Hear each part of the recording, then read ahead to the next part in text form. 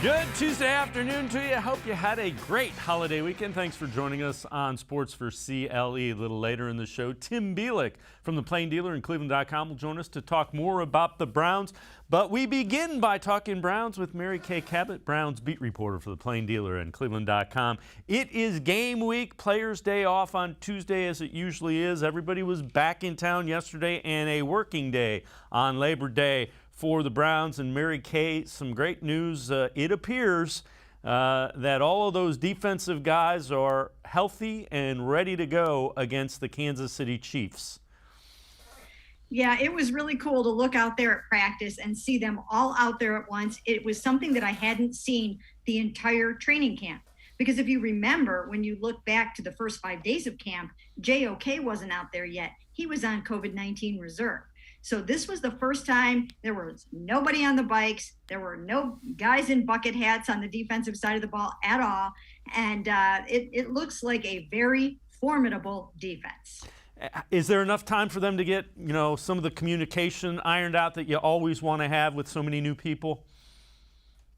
You know what? I don't think it will be perfect. I think there will be a little hiccup here and there, but there's so much talent, so much experience on this defense. I think they'll be able to make up for and atone for any of those little mistakes that you might find here or there. I think they'll be just fine. Yesterday, Kevin Stefanski met with the media, talked about kind of working people back into it and having everybody ready to go week one against Kansas City Chiefs.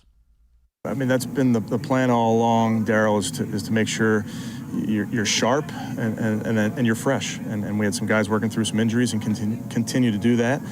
But that's kind of been the plan, and hopefully you guys continue to progress. Do you have a sense yet of what Odell's availability is going to be Sunday? Is that something you're waiting to declare later in the week?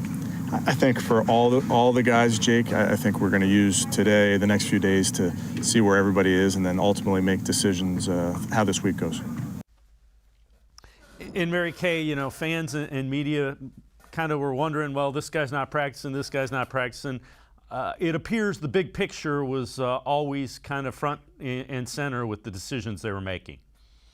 Yes, absolutely. I mean, when you saw guys like Myles Garrett and Jadeveon Clowney off to the side, kind of taking it easy here and there, even Denzel Ward to a certain extent. Sure, they had some nagging things, but if there had been a game the next day, they would have all been able to play in it for the most part. There were only a couple of guys that were pretty seriously hurt. Of course, Jacob Phillips being one of them. He's now on IR for a period of time. But for the most part, these guys are pretty healthy and ready to go. And a lot of them will also rotate in. So if you do have a guy that's a little banged up here or there, it's not like he needs to play 80 snaps in the game.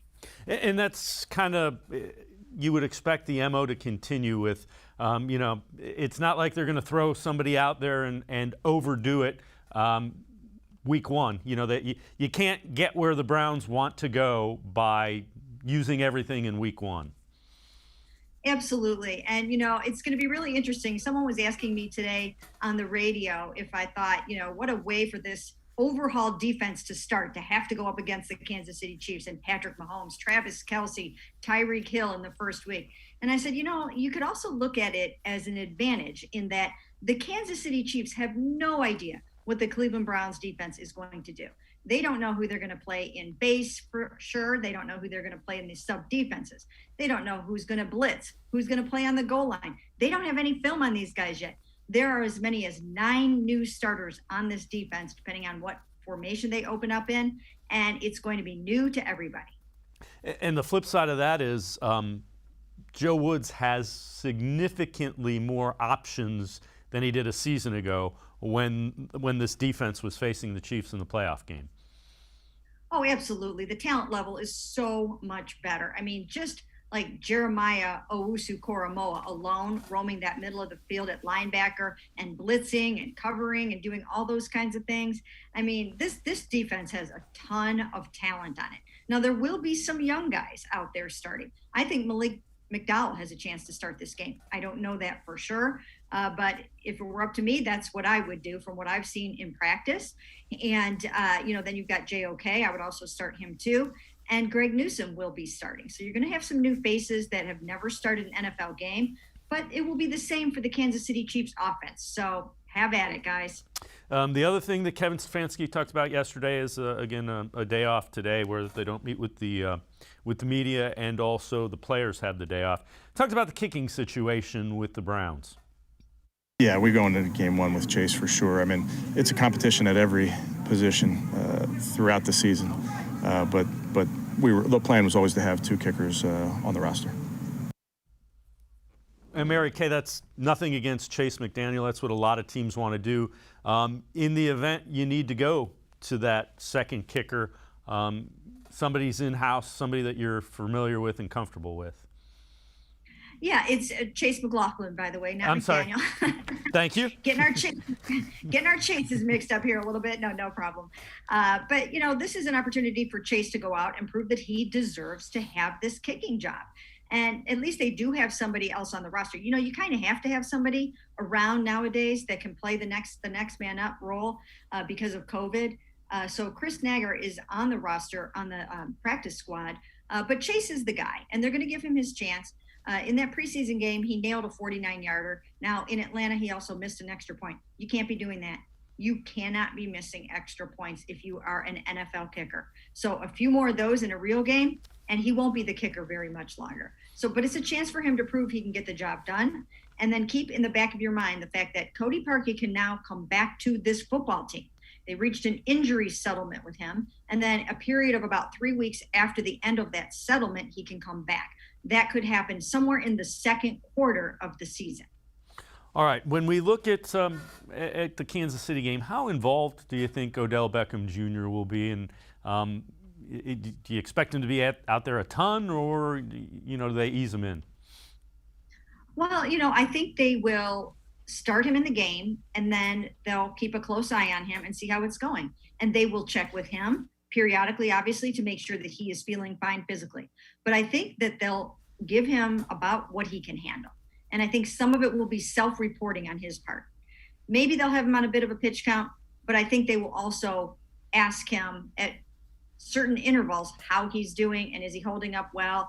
Does he need a break? Does he need a breather? Does he want to keep going out there? So everybody's going to kind of collaborate to make sure this goes well for Odell and for the team.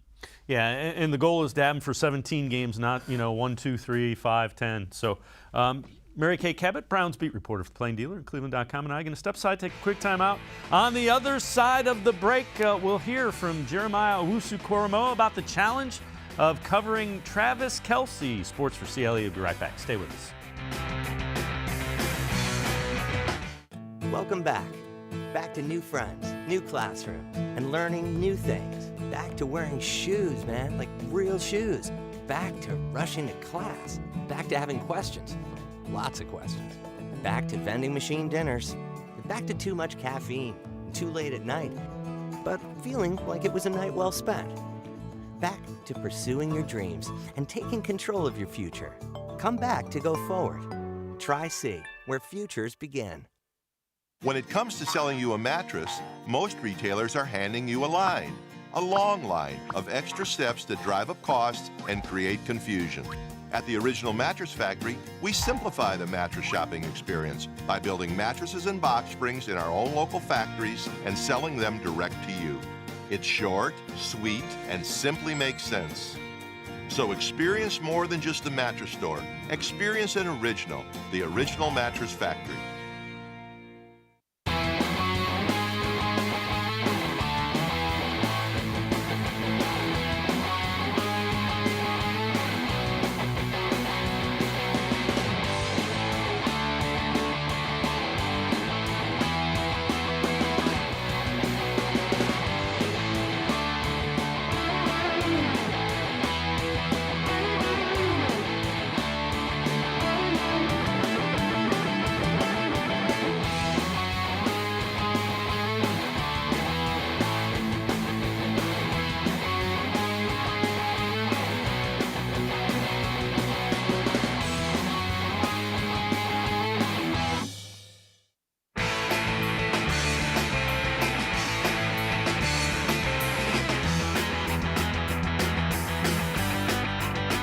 Sports4CLE continues. We continue talking Browns football with Browns beat reporter from the Plain Dealer and cleveland.com, Mary Kay Cabot.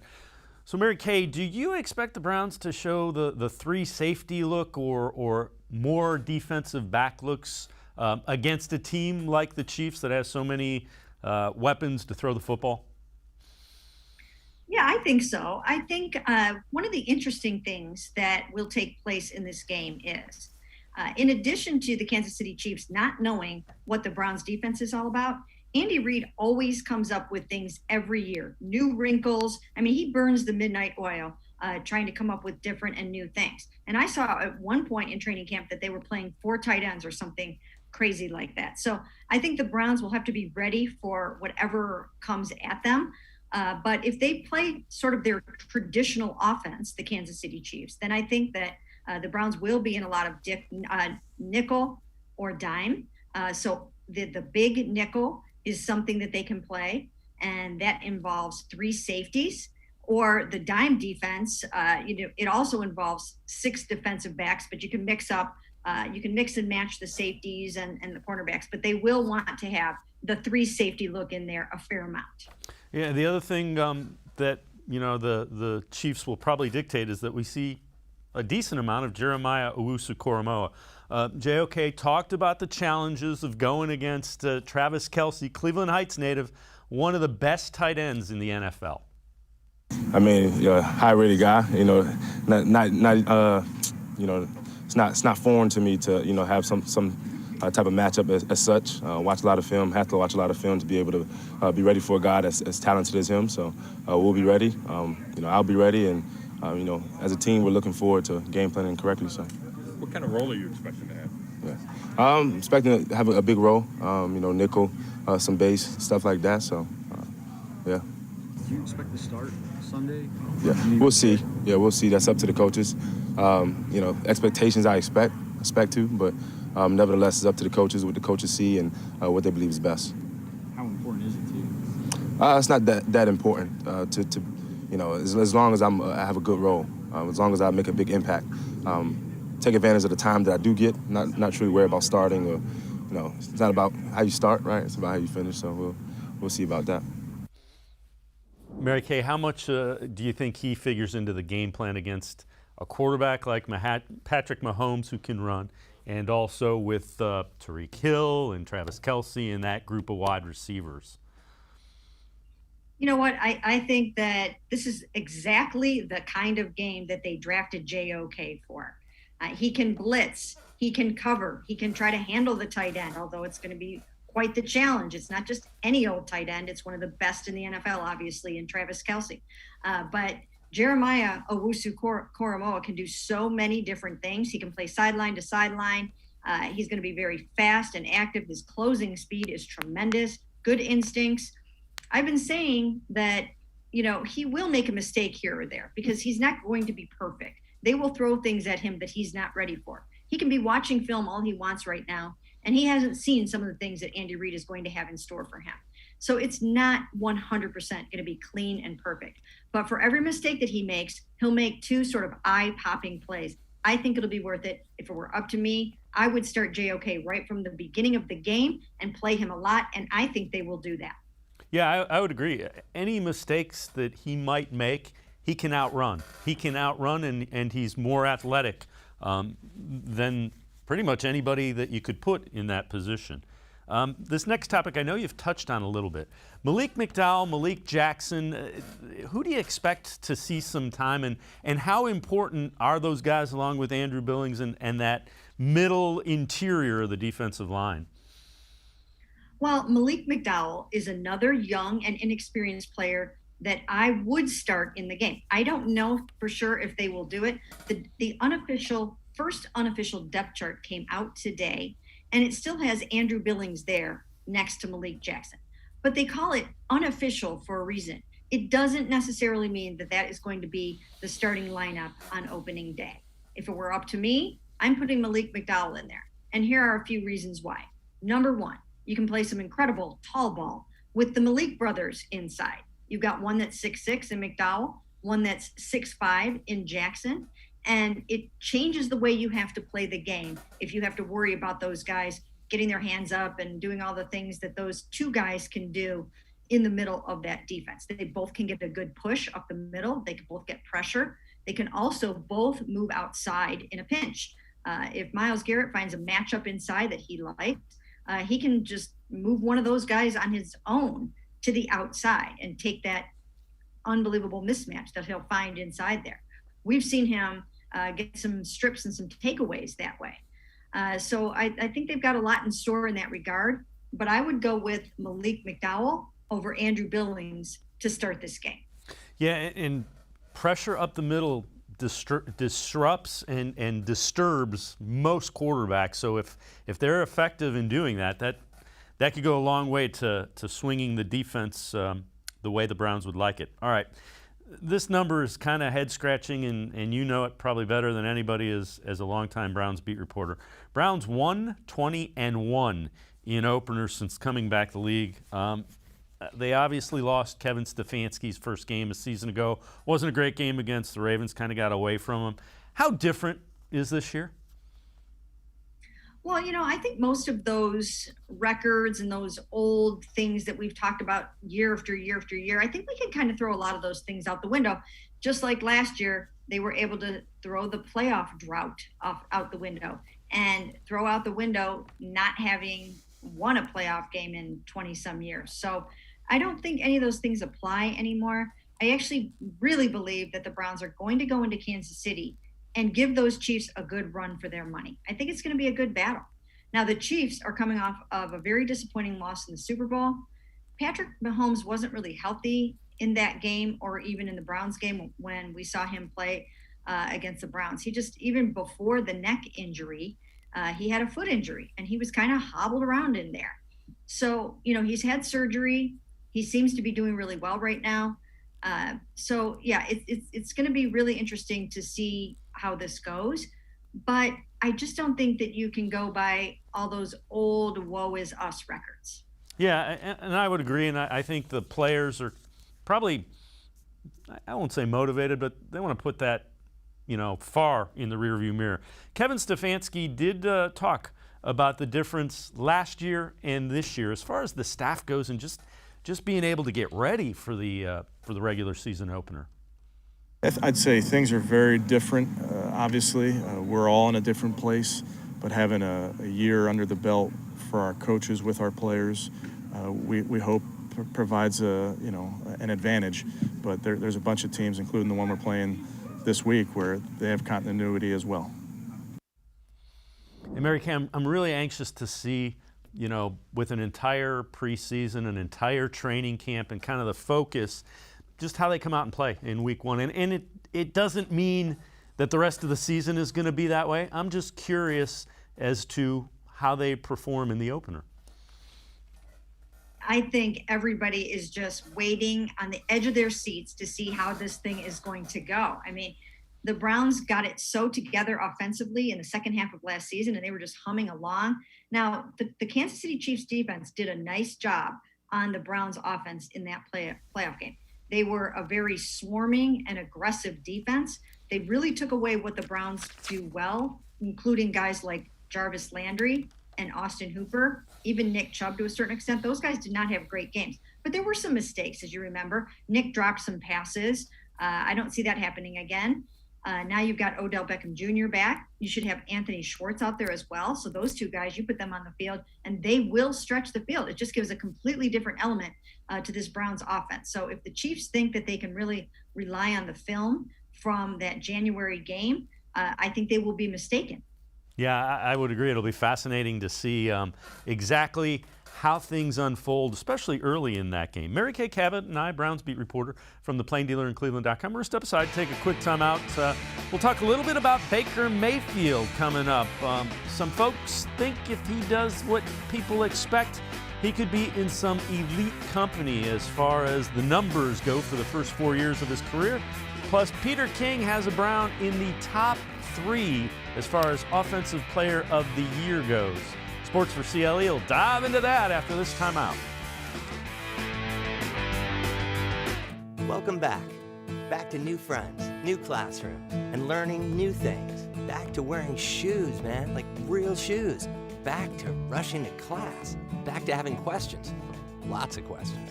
Back to vending machine dinners.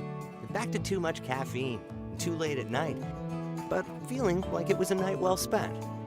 Back to pursuing your dreams and taking control of your future. Come back to go forward. Try C, where futures begin. When it comes to selling you a mattress, most retailers are handing you a line. A long line of extra steps that drive up costs and create confusion. At the Original Mattress Factory, we simplify the mattress shopping experience by building mattresses and box springs in our own local factories and selling them direct to you. It's short, sweet, and simply makes sense. So experience more than just a mattress store. Experience an original, the Original Mattress Factory. The Ohio Lottery Partners in Education program recognizes role model students and teachers from across Ohio. Nominations can now be done completely online. To nominate a deserving teacher or student, go to ohiolottery.com. In the About section, find Partners in Education. There you will find links to the nomination forms. Students, kindergarten through 12th grade, can be academic all-stars. Teachers can be honored as a Teacher of the Month. The Ohio Lottery Partners in Education, where stars shine.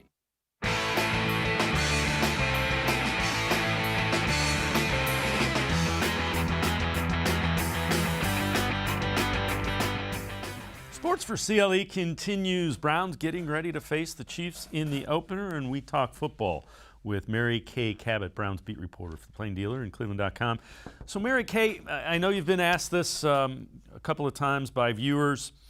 Do you think Baker Mayfield will be an all-pro quarterback this season? Well, it is very, very difficult to make that all-pro team. I mean, there's only one first-team all-pro, of course, and last year that was Aaron Rodgers. The two backups, the second-team all-pros, were Patrick Mahomes. So that tells you how hard it is, and Josh Allen. I mean, for Patrick Mahomes to be a second-team all-pro, it really tells you what a difficult chore this is. But Baker certainly has the opportunity to be in the conversation. I mean, if Josh Allen can be there, Baker can be there. I think he's going to have that kind of a season where he should have touchdown passes in the 30s, perhaps interceptions in the single digits. That's what, of course, the Browns are hoping for. Completion percentage in the 70s and a lot of victories. If it happens the way that it often does for the guys in this system, then I think he will be right up there in the conversation for those kinds of individual awards. So what do you expect this offense to look like? So it's another year with Baker Mayfield. The Browns and Kevin Stefanski seem to get more and more confident with him as the year went along. How different do you think this offense of the Browns looks this year? Well, I think you started to see some of it in the second half of last year. A little bit more explosive, a little bit more three wides, maybe a little bit of a less reliance on the running game all the time. So I would say, here's what I think. Here's the best way to describe what I think the Browns offense is going to be. Very multiple. They have so many different things they can do with formations. So you'll see a lot of many different kinds of formations. Sometimes you'll see two tight ends. Sometimes you'll see three wides. Sometimes I hope you see Nick and Kareem on the field at the same time together. I just think there's going to be a lot of different places you can go with this scheme. I think there will be a lot of motion, a lot of pre-snap motion, trying to cross up the defense and make them really figure out what the heck is going on there. And then I think you're going to see a ton of play action. Baker Mayfield functions extremely well out of the play action game and also out of the keeper game, bootlegs, rollouts, and those sorts of things. So I think these are some of the elements that you'll see. And from there, there will just be a lot of creativity and some mixed in. Yeah, and the traditional wisdom is, you have such a good running game, they're going to just run all over people. I wouldn't be surprised if they throw the ball early and run to keep the ball away and kind of put teams away. That wouldn't surprise me at all. Would you be surprised if they threw the ball early in games and then started running it down teams' throats to put games away? No, because they have the horses to do just that. And I think they will be very aggressive early on. I think they will find those one-on-one matchups and they will attack them. I think they will attack downfield. I think you'll see Baker Mayfield go downfield to the David Njoku's and to the Anthony Schwartz's and to the Odells if he sees the one-on-one matchup. So, and you can't double team everybody. So when he sees those one-on-ones, he's very confident that he can squeeze the ball in there, even if it's good, tight coverage. He doesn't have to have a guy be open. He just needs a good one-on-one, and he's releasing that football. So I think you'll see plenty of that. Now, one thing to keep an eye on is the fact that Tyrann Mathieu, the Honey Badger, the old Honey Badger, is on the COVID-19 reserve list. He had a huge impact in that playoff game. He led the team with 7 tackles. He had an interception, and he had 3 tackles for loss. Right now, he's on COVID-19. He's a very aggressive safety, one of their best players, 3-time first-team All-Pro. And, I think it will really, really hurt them if he cannot play in this game. Yeah, I would agree. He was a difference maker in the playoff game. All right, this is according to CBSSports.com. These are records that could be broken. If Baker Mayfield throws for 3,885 yards and 25 touchdowns, he joins Dan Marino and Peyton Manning as the only quarterbacks in NFL history with 15,000 passing yards and 100 touchdowns in their first 4 seasons. That's pretty impressive company when you're on a list with 2 other guys that are Hall of Famers or Hall of Famers to be. Well, they're both Hall of Famers now. Yeah, that is pretty incredible. And of course, there's an extra game in which to set those records now and to make all of those yards and to throw all of those touchdowns. So that also helps a little bit. But yeah, that's some really great company to be in. He's already in good company in some respects and some of the things that he's already accomplished. And I would expect that this year that, once again, I think he's going to light it up right from the start instead of having to wait through half the season. I think you'll see some of those fireworks early on and an opportunity to really put up some very big numbers. Yeah, keep those in mind when people are mentioning Baker Mayfield and the type of quarterback he is. He has the ability to join Peyton Manning and Dan Marino with his first 4 years in the NFL. All right, Peter King, top 3 in the running for Offensive Player of the Year. Number 1, he lists Matthew Stafford, quarterback for the Rams. Number 2, Dalvin Cook, Vikings running back. Number 3, the Browns' Nick Chubb, the running back. And those are the 3 in that order that he thinks are in the running. Well, most of the time it ends up being a quarterback. So for him to put Nick up in that lofty status is pretty remarkable. That is not going to be an easy thing to accomplish unless you're a quarterback. So, good for Nick. That's quite an honor and a compliment from Peter, who obviously is one of the most respected NFL writers in the league. So yeah, that's pretty cool. And, I think it depends on how they divide up the workload between Nick and Kareem. I think they're going to be cognizant of trying to get Nick all the way through 20 games or whatever it's going to be. And so, they're not going to want to load him up too early with too much work. I think they want to keep him healthy. And so I think that will be a factor as well. Yeah, I would agree. And that's always something to keep in mind is a lot of times keeping a guy healthy means reduced workload, reduced numbers, and those kind of things. Mary Kay Cabot and I are going to step aside, take a quick time out.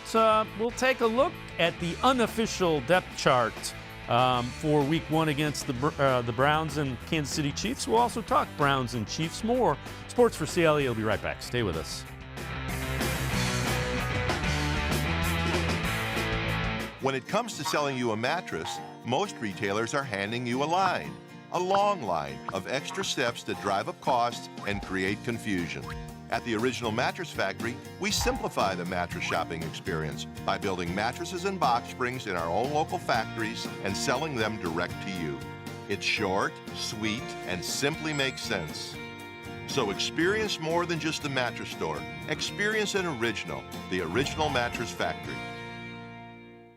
The Ohio Lottery Partners in Education program recognizes role model students and teachers from across Ohio. Nominations can now be done completely online. To nominate a deserving teacher or student, go to ohiolottery.com. In the About section, find Partners in Education. There you will find links to the nomination forms. Students, kindergarten through 12th grade, can be academic all-stars. Teachers can be honored as a Teacher of the Month. The Ohio Lottery Partners in Education, where stars shine.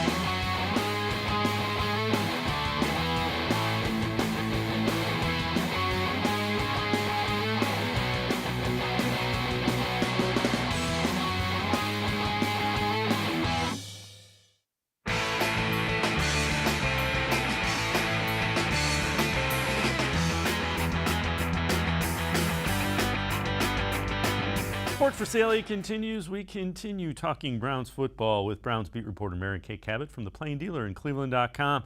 So earlier in the show, Mary Kay alluded to the unofficial depth chart. Let's take a look at the Browns' unofficial depth chart for Week 1. And you see Garrett and Clowney, as Mary Kay alluded to, Jackson and Billings listed. They do list Mack Wilson as the starting will linebacker. They also list Taki as the strong side. Greg Newsome, the rookie. And again, nothing terribly surprising as Newsome listed as the starting cornerback. And Mary Kay, we preface this by saying Kevin Stefanski said there's going to be plenty of changes and guys playing in and out, running on and off the field. Does anything there surprise you? I don't think it does. Maybe Mack Wilson and that they list 3 linebackers, although I guess that is in theory their base defense, although they'll probably be in two linebackers quite a bit. Yeah, first of all, let me address the Greg Newsome situation. Starting back in the Giants game, when Greedy Williams left that game with a groin injury, from the minute that game was over, I wrote a story saying that Greg Newsome was the starter for the season. He was already ahead at that point. There was no way that Greedy Williams was going to exit the lineup with a groin injury for a period of time and be able to come back in and win that job. So I've been writing that consistently for the past several weeks, ever since that Giants game. So if you guys out there have been reading me, I've been telling you that very forcefully that Greg Newsome was the starting cornerback since that day, and that's just how it worked out. So that's number one. The next thing to look at is Mack Wilson. I personally will be surprised if JOK is not on the field for the first snap. I just will be surprised. Now, maybe they will go with that veteran experience and put Mack Wilson out there, but that's not what I would do. And I have a feeling that's not what they're going to do either. In terms of the 3 linebackers that you see there on that unofficial depth chart, once again, it's unofficial for a reason. If they come out in base, then Sione Taki will be out there. But if they come out in a sub package, then he won't be out there. And they will be in a 2 linebacker, 6 defensive back formation, most likely. And I think it'll be Anthony Walker and JOK. When you look at the defensive line, I've watched practice every single day. I wrote a column about this last week. The column the headline was, Why the Browns Should Start JOK and Malik McDowell in Kansas City. Malik needs to be in lineup. He's a mauler, okay? I mean, he's just a big, huge man, and all of his athleticism has come out over the past couple of weeks. He's ready to throw out there and see what he can do. And it also, as I've mentioned a couple times, gives you a chance to play some tall ball there in the middle. You can change there in the middle if you have guys that can get their hands up and do some different things like that. So what you're looking at with the unofficial depth chart is all well and good, but I don't think that's what you're going to see on. Yeah, and it's important to note, what you're saying about JOK, nothing against Mack Wilson. It's just the skill set that JOK brings that he gives the Browns against a team that has an athletic quarterback and an athletic tight end and those skill sets that you need to defend. Absolutely. I mean, there are so many different things that he can do. And again, just the speed and the athletic ability. Keep in mind, the Browns were prepared to draft JOK in the first round. He could have been their first round pick. First rounders start the season. I don't care what anybody says. They do. For the most part, your first round pick is going to be in the starting lineup on opening day, unless there's sort of something a little weird.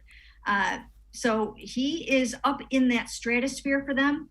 And I believe that he will be out there.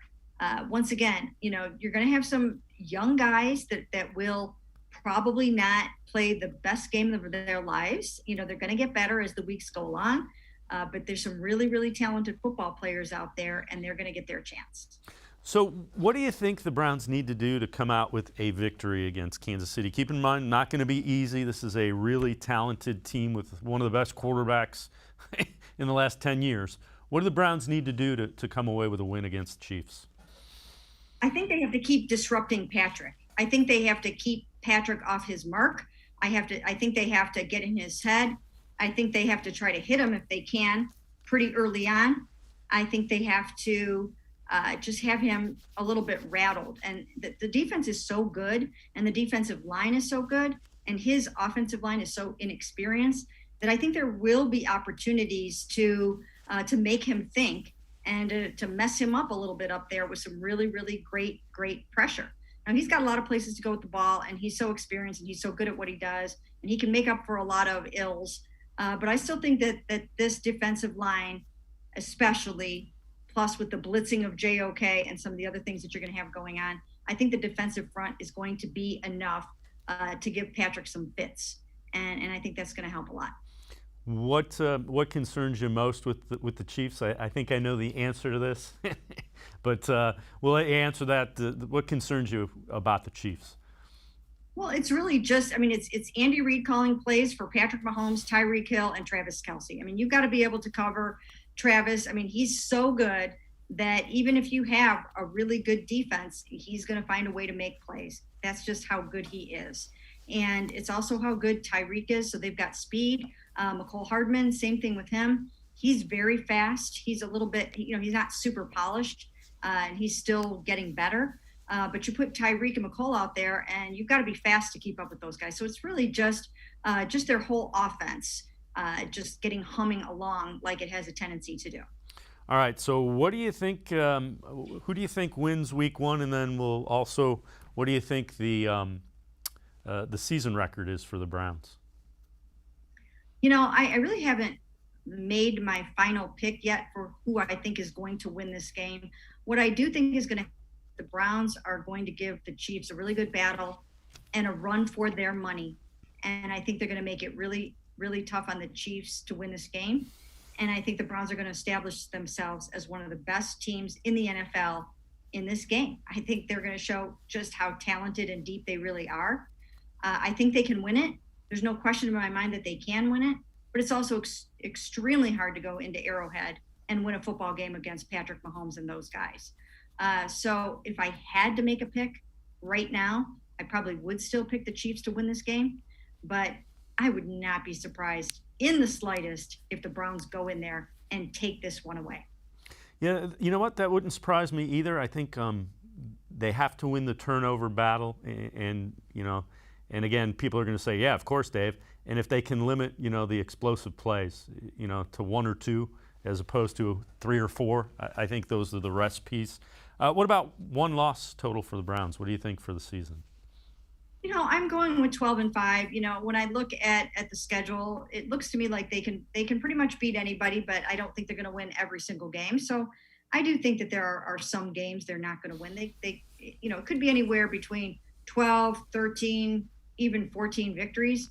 But I'm going to go with 12-5. I think that's reasonable. There are some good teams on the schedule this year. They have to go into Kansas City. They have to go into Green Bay. So it's not going to be easy. They've got to go into LA and beat Justin Herbert. So I think they'll probably lose some games, even though right now on paper it looks like they can, really go 17-0 if they had to. No, I don't. That's not going to happen. But I think 12-5 is a reasonable record. Yeah, I would agree, and it's important to note the AFC North is one of the best divisions in football. So you got 2 with the Steelers, 2 with the Ravens, and don't sleep on the Bengals. That's a team that has a lot of young offensive talent that if they put some things together, they could be a problem. Mary Kay Cabot, Browns beat reporter for the Plain Dealer and cleveland.com, as always. Thanks very much for the time and the insight, Mary Kay. Thanks very much. Sure, my pleasure. All right, Mary Kay Cabot, remember, you can read her cleveland.com, as well as the pages of the Plain Dealer Browns beat reporter. We're going to step aside, take a quick time out. On the other side of the break, Tim Bielik, reporter for the Plain Dealer and cleveland.com, joins us. We're talking more Browns football. Sports4CLE will be right back. Stay with us. Welcome back. Back to new friends, new classroom, and learning new things. Back to wearing shoes, man, like real shoes. Back to rushing to class. Back to having questions. Lots of questions. Back to vending machine dinners. Back to too much caffeine, too late at night, but feeling like it was a night well spent. Back to pursuing your dreams and taking control of your future. Come back to go forward. Try C, where futures begin. The Ohio Lottery Partners in Education program recognizes role model students and teachers from across Ohio. Nominations can now be done completely online. To nominate a deserving teacher or student, go to ohiolottery.com. In the About section, find Partners in Education. There you will find links to the nomination forms. Students kindergarten through 12th grade can be academic all-stars. Teachers can be honored as a Teacher of the Month. The Ohio Lottery Partners in Education, where stars shine.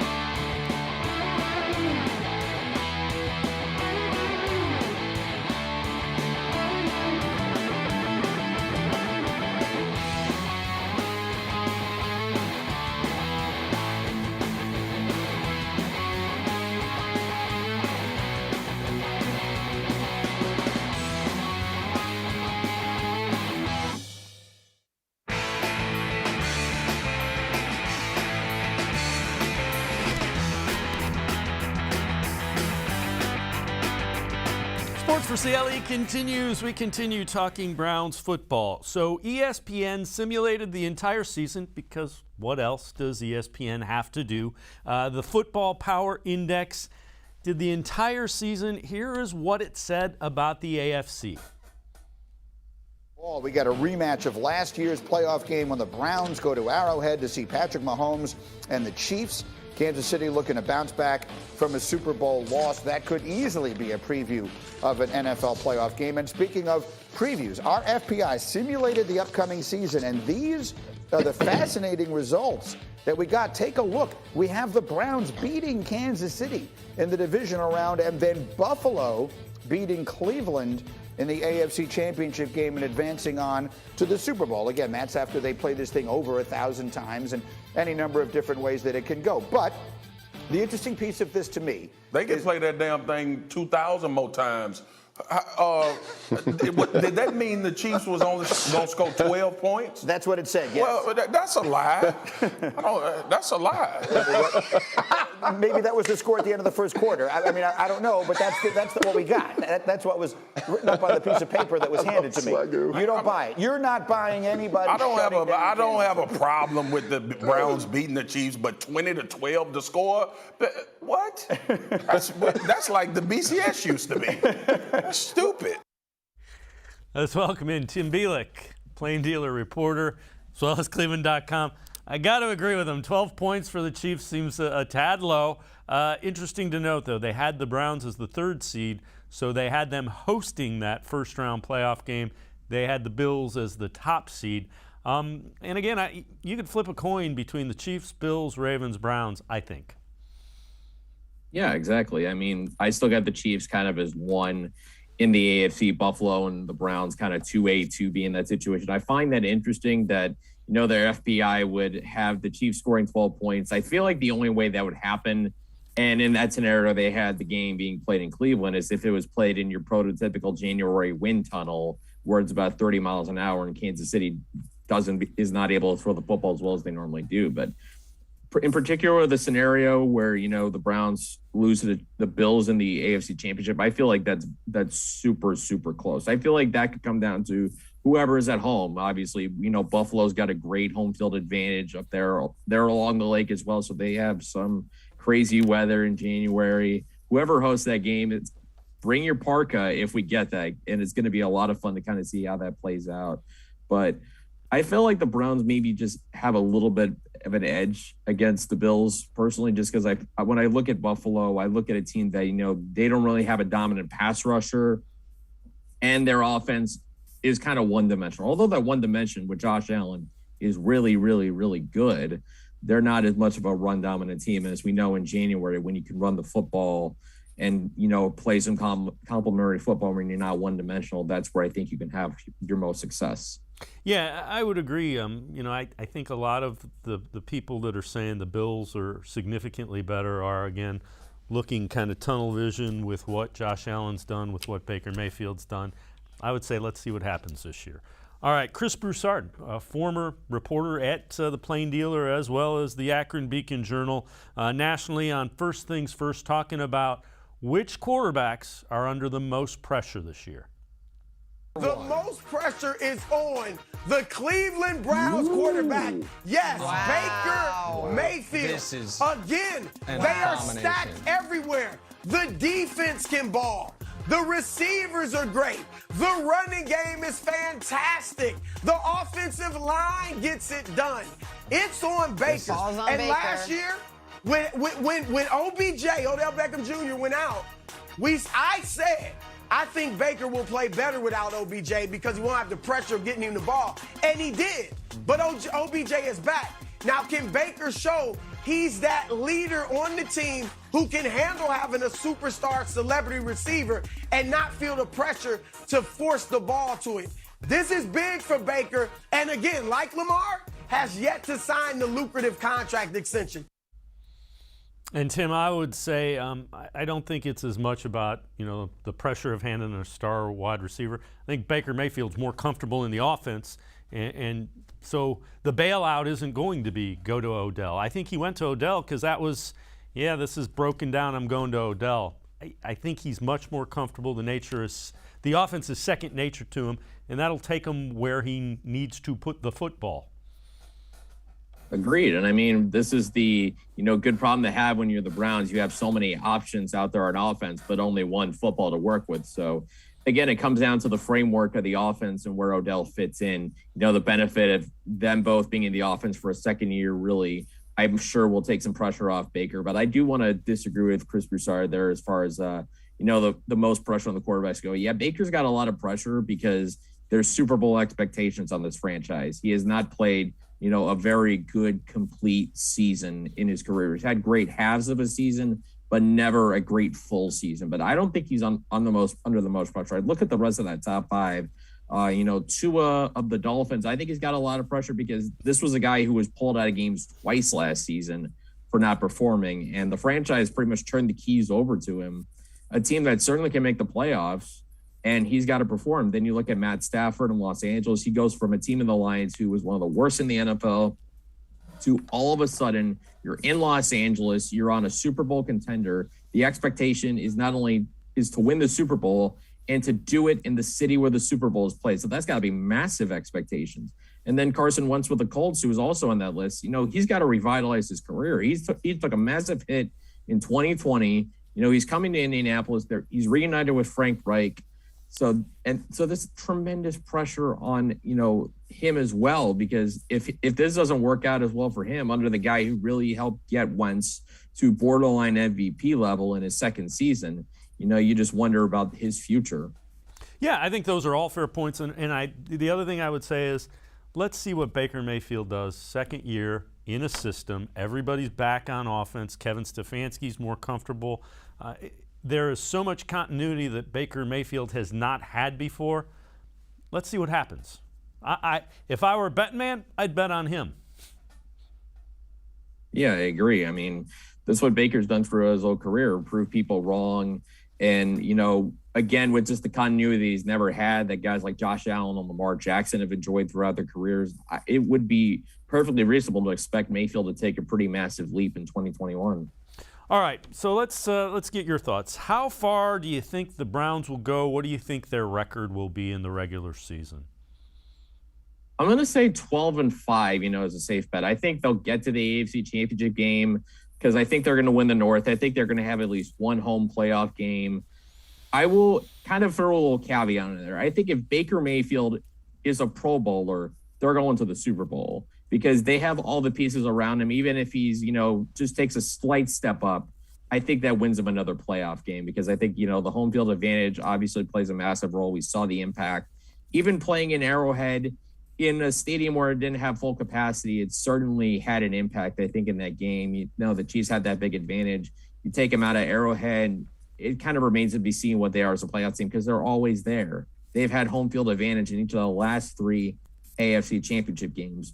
But if Baker's a Pro Bowler, then that means they can be as good as 14-3. That means potentially number 1 seed in the AFC. They all have to go through Cleveland. Obviously, that's the best scenario. make those teams with explosive passing offense play along the lake. And the weather that can come off of Lake Erie in January, I talked about it earlier, we know how chaotic it could be.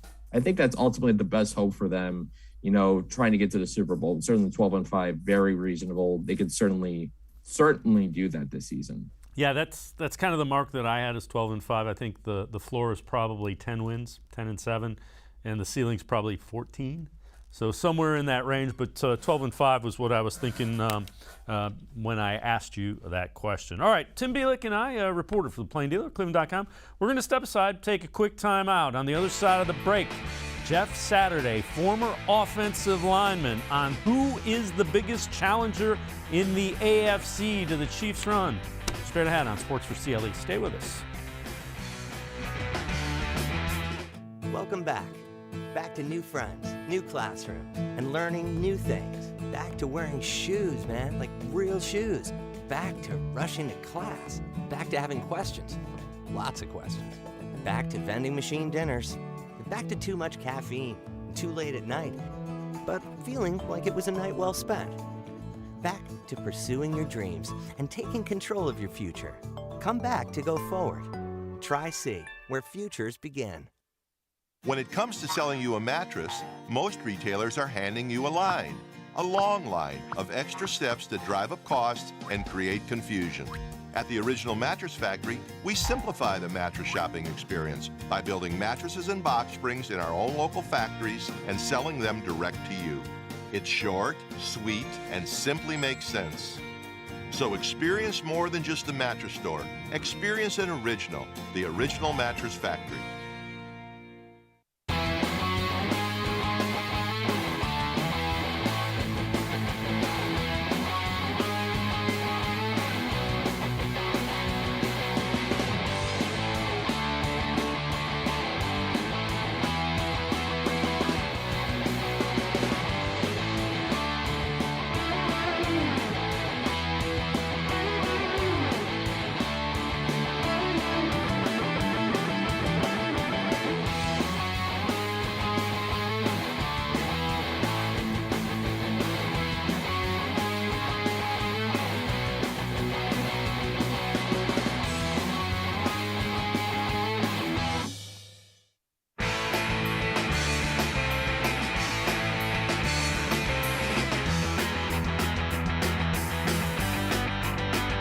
We continue talking Browns football here on Sports4CLE. So Jeff Saturday, former offensive lineman with the Indianapolis Colts. Who is the biggest challenger to the Kansas City Chiefs in the AFC? This is from ESPN's Get Up.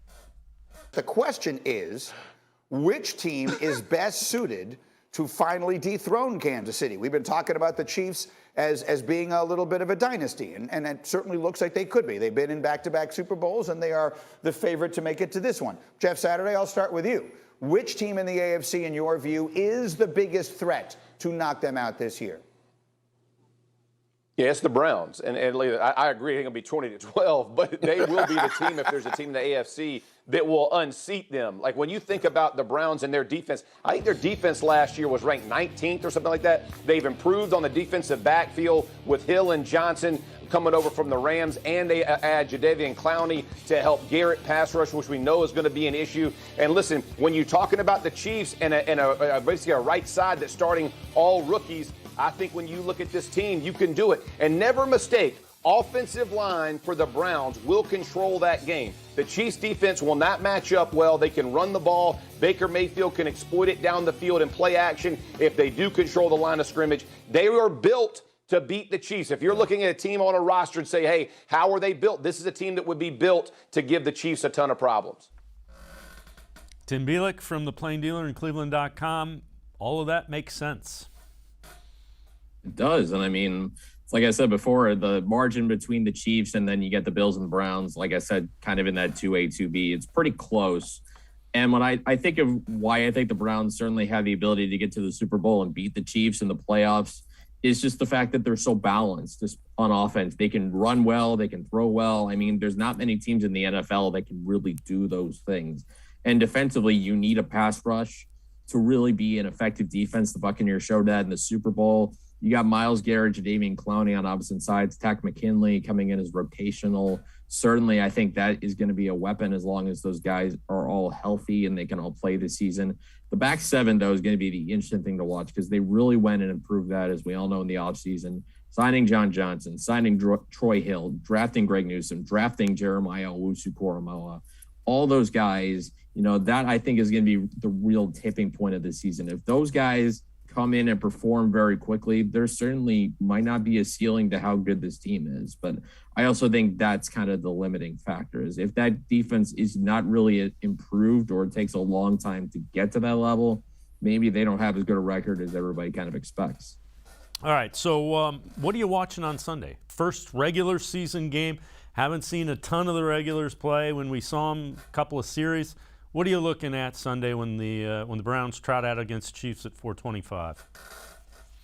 I'm looking at exactly what Jeff Saturday pointed out, the matchup between the Chiefs offensive line and the Browns defensive line. And I actually put this in my NFL roundup for today on cleveland.com. You can check it out. But the Chiefs put out their depth chart. I know depth charts only mean so much, but if they start the offensive line that's going to be on that list, you have a fresh new 5 starters on that offensive line. I know Orlando Brown and Joe Thuney on the left side, I think they're going to be just fine. Even though they're new to the system, they're new to Kansas City, they'll be fine. The other 3 guys, they're starting 3 guys who have never taken an NFL snap before, 2 in Creed Humphrey, the center, and Trey Smith, the right guard, who are rookies. Lucas Niang was their 3rd-round pick in 2020. He's scheduled to be the right tackle. And they're doing this against a Browns defense that we just talked about. This defensive line can create a whole lot of havoc. And, we had all the reports from camp about how good Garrett was, how good Clowney was. And that was against, the Browns offensive line and Jedrick Wills and Jack Conklin, who are pretty good in their own right. I do think Kansas City's offensive line is going to be just fine by, the playoffs, but they could have some chemistry issues early. And if we learn anything from the Super Bowl, if the way the Buccaneers controlled that game by just dominating the Chiefs offensive line, that's got to be a blueprint, I'm sure, that the Browns are looking at. I would imagine Garrett and Clowney are kind of licking their chops, getting excited for this matchup, because I expect that both guys will rotate. You'll see both guys kind of switch sides, that you'll get Clowney at times against Niang. You'll get Garrett at times against Niang. You could get some Malik McDowell against those younger guards in the middle. That's going to be a fun watch. I'm not normally an offensive line guy who watches the Lions intently, but this is going to be so much fun to watch. And I think if the Browns can do what I think everybody expects them to do, is win up front consistently, they have a fair shot to win on Sunday. Yeah, and keep in mind you have Malik McDowell, Malik Jackson, Andrew Billings, so you got the tackles that could potentially push the middle of that back as well. All right, before I let you go, what's the recipe for the Browns to beat the Chiefs? How do they get it done if they're going to get it done? I think they got to have the lead going into the fourth quarter. Lead after 3 quarters, because then you control the game. Then you can force the Chiefs, who I think are going to be more one-dimensional to begin with, make them be just pass the whole time. And if you have the lead, lean on the running game, lean on Nick Chubb, lean on Kareem Hunt, lean on the offensive line. That's something we didn't see a lot of in the playoff game. Chubb didn't really get loose until the second half. They didn't really utilize Kareem Hunt as much as I thought they were going to in that playoff game. They're going to need to lean on those guys, especially late, to kind of grind it out, get those tough yards, and just protect the football. And the other thing I want to watch, and we saw how aggressive the Chiefs defense is, how fast they are, the scheme Steve Spagnuolo plays. I'm curious if they're going to run some screen passes. I mean, we saw how effective a couple of those screens were in the preseason. They run them well. They scored a touchdown against the Steelers in the playoffs on a perfect screen to Nick Chubb. I think a few of those at the right times, especially in the fourth quarter, if you catch that defense over aggressive, you can really make them pay. And I think that's just going to be kind of what it comes down to, is who's got the lead in the fourth quarter. If it's Kansas City or it's tied, I don't know if I like the Browns' chances. If the Browns got the lead, I think you can certainly expect the Browns will come out of there with a win. Tim Bielik from cleveland.com and the Plain Dealer. Tim, appreciate the time and the insight as always. Thanks very much. You got it. Thanks for having me, guys. All right, Tim Bielik. Make sure you read him in the Plain Dealer as well as cleveland.com. That'll do it for this edition of Sports for CLE. We will see you again tomorrow at 4. Scheduled guest, Doug Lesmerises, columnist for the Plain Dealer and cleveland.com, and Leif Lyson, who is a Chiefs analyst for Spectrum Sports KC. That's tomorrow at 4. We'll see you then. Have a great night, everybody.